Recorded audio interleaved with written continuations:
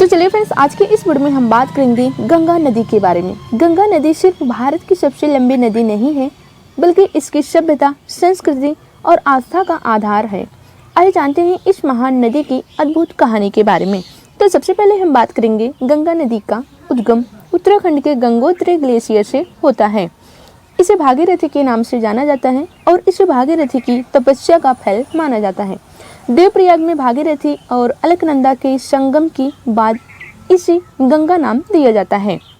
गंगा नदी की कुल लंबाई 2525 किलोमीटर है। यह उत्तराखंड, उत्तर प्रदेश, बिहार, झारखंड और पश्चिम बंगाल से होकर गुजरती है।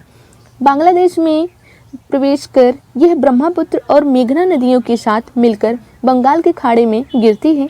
इसका डेल्टा सुंदरबन दुनिया का सबसे बड़ा डेल्टा है।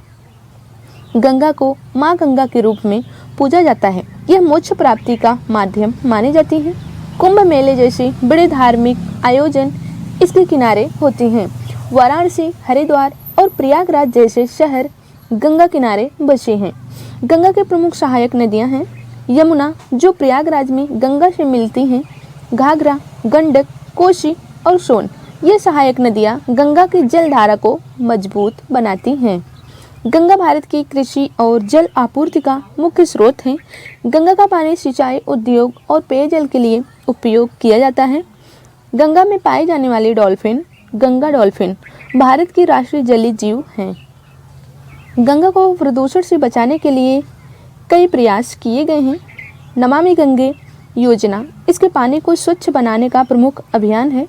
जागरूकता फैलाने के लिए सरकार और समाज मिलकर काम कर रहे हैं। गंगा नदी सिर्फ एक नदी नहीं है, बल्कि भारत की आत्मा है। इसे स्वच्छ और संरक्षित करना हम सबकी जिम्मेदारी है।